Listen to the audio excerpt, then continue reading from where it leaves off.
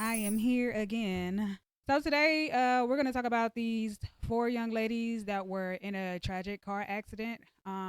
Three of those lives were taken away from them based off of the driver pretty much under the influence. Everybody in the vehicle was under the influence as well, and this accident really just happened or occurred. It occurred in what was that, March 30th of this year. So we're gonna talk about it. But in the meantime, I'm going to play this video and show you guys what all was going on, why they were on this ride, driving under the influence and riding under the influence. So I'm gonna play this video and let you guys see what happened up until the point that they all passed away, except for one, of course. Check the coochie out. Pull the coochie out. Wet the coochie down. Turn the coochie around. Never coochie loud. All right. So basically, as you can see, everybody was drinking. You know what I'm saying? I believe all these women were friends and everything like that, and they were drinking. I have no idea where they were going.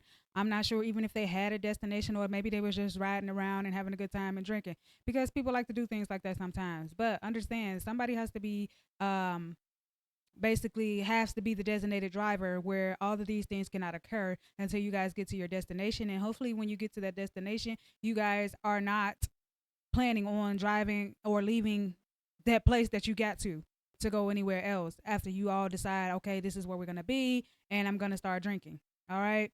I'm going to give you guys a little backstory on what happened because although this is just a video of everything that led up until the accident, this is what actually happened.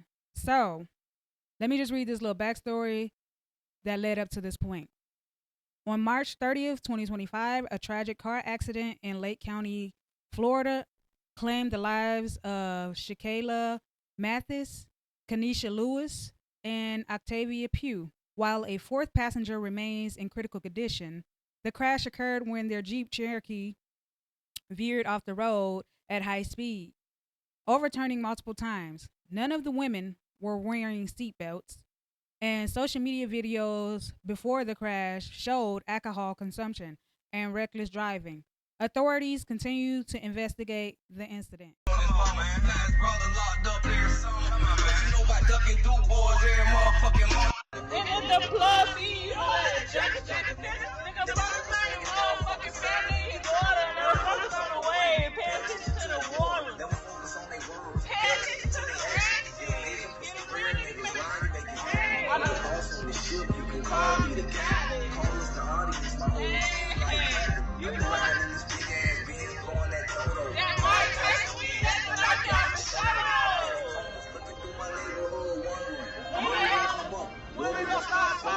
Stop all that cat ass driving and get some money.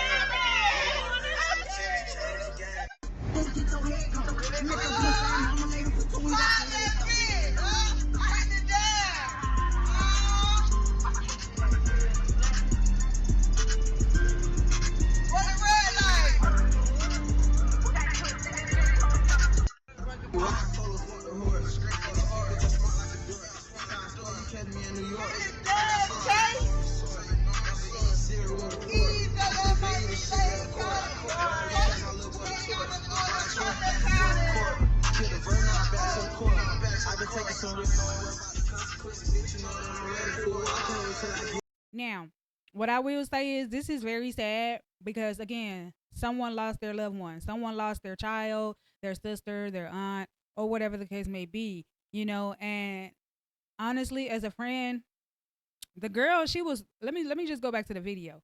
So the girl was, video cameraing. She had the video camera on the speed. Okay, so the girl was recording the type of speed that this lady that her friend was doing. You know what I'm saying? She hitting speeds of 90, and then she hitting speeds over 90. Based off of the video footage, basically she hitting the speeds of at least 115, maybe even 120.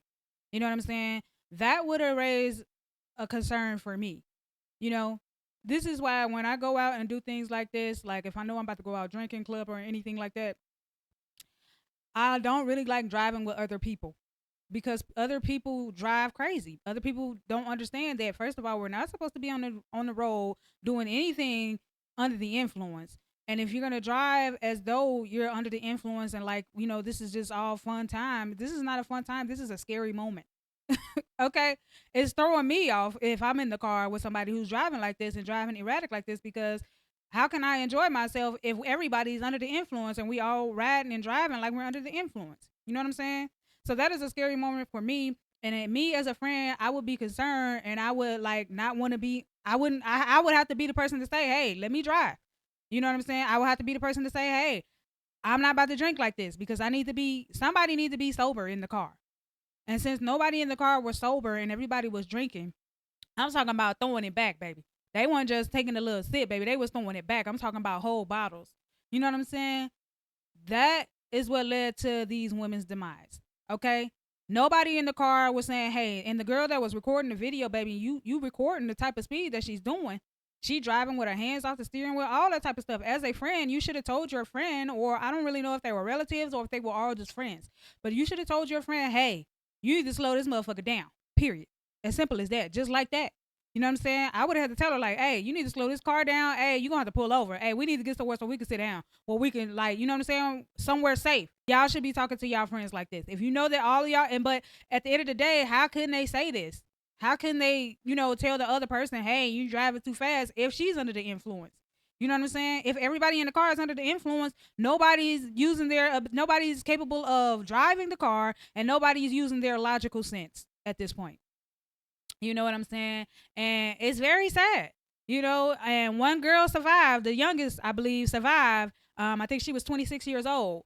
And it's a sad case. So basically, I just feel like as a friend, you should have been telling your friends, you should have been telling your homegirls, like, hey, we need to stop. We need to slow down. We driving too fast. Not just recording the footage, because this ain't doing nothing but help make the case more easier. Like, hey, y'all was driving under the influence and nobody was wearing seatbelts. Baby, the moment that she hit 90 on a regular road, baby, I would have been, and it's dark outside, I would have been putting my seatbelt on. But overall, I would have just had to say, hey, drop me off. Whatever. Look, you know what? Pull me over here. I'm finna call somebody to come get me that's capable of driving me where I need to go, because I am not about to put myself at risk. You guys need to start valuing your lives a lot more than what you do, because this should not have occurred. Social media has an impact on, people. They see people driving, joyriding and stuff, and they under the influence of drugs or alcohol. You know what I'm saying? These things should not be occurring. These are not the type of things that you're supposed to be doing. You should have a designated driver. If everybody want to get messed up and drinking, then that means that everybody needs to be sitting at home and doing that. You know what I'm saying? I don't know where they were going. But my job right now is just to bring awareness and talk about a couple of things that can help other people who be in these positions. If you're ever in a position where, you're driving or riding with someone and they're under the influence, number one, tell your friend, baby, we need to pull this car over. Hey, we need to slow down. You know what I'm saying? Let's take me somewhere else. Hold on. Take me here so I can get out. Let me call somebody to come pick me up. Whatever you need to do. Don't feel like you need to be in that position. Don't feel like, okay, well, I don't want to feel left out and I don't want to feel like a lame or whatever. You know what I'm saying? Get talked about because I'm saying to pull the car over or let me out.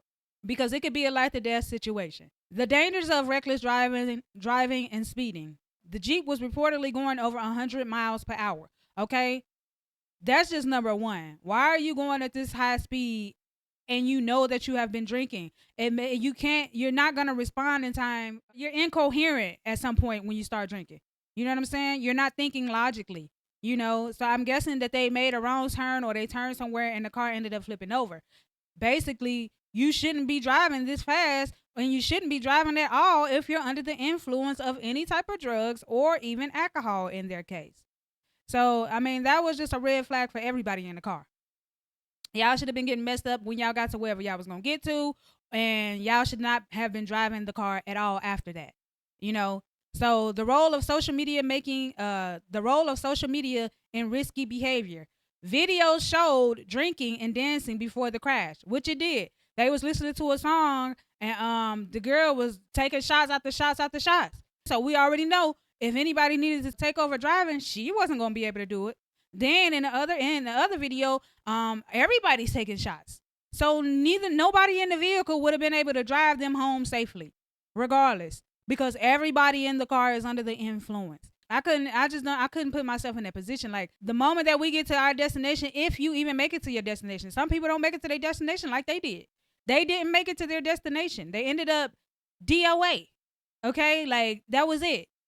Aside from the one girl who made it out with her life, but I'm pretty sure if she didn't learn from this lesson that she will never do that again. She will never ride with anybody else under the influence. And I'm just saying, like, but it shouldn't have to take a life-changing moment like this for you to have to make these type of decisions. So, she's going to be grieving her friends whenever she get well. You know what I'm saying? Prayers out to her and her family, and hopefully she gets well and, recover well. So, she can go on with the rest of her life. But for the rest of those people, like, y'all put y'all lives at risk.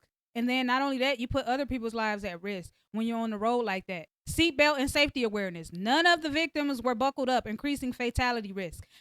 Out of 4 people, 3 people died because everybody's under the influence. The person that's driving the car is definitely under the influence because she's the one that turned the car over. One wrong move at that high rate of speed, the car flipped over multiple times.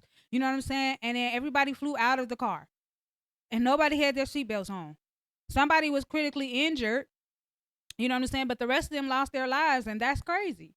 You shouldn't be putting your lives at risk. Because I just saw a video where a lady, I don't know if she was under the influence or what, but she's going to jail because she hit 3 people, and they were children. I think 2 of them passed away, and then one of them was in critical condition where they don't know if that person was going to make it. So my point is that she going to jail. She didn't even know what was going on, but it's just like this situation right here. You put the people in the car at risk, and you're also putting people that's on the road at risk.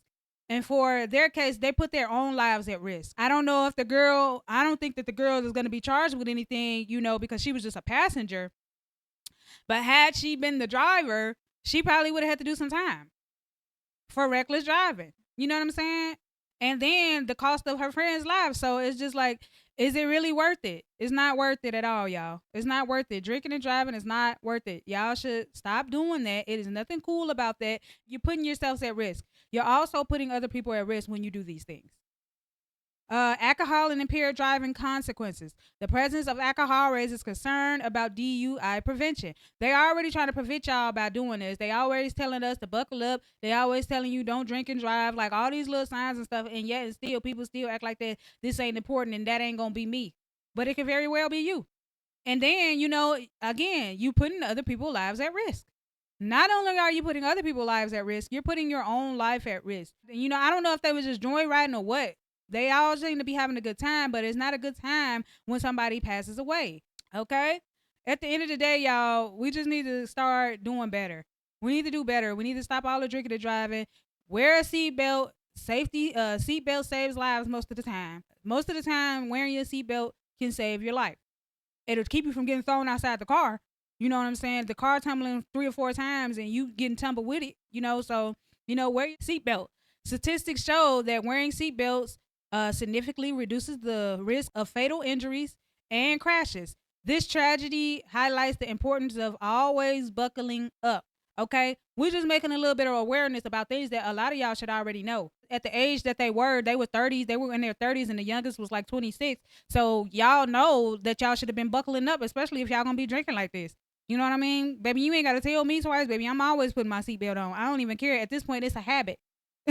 It's a habit. I ain't trying to look cool. I ain't trying to do none of that. All right? Because I done been in a car accident before. A semi-truck. I got hit by a semi-truck.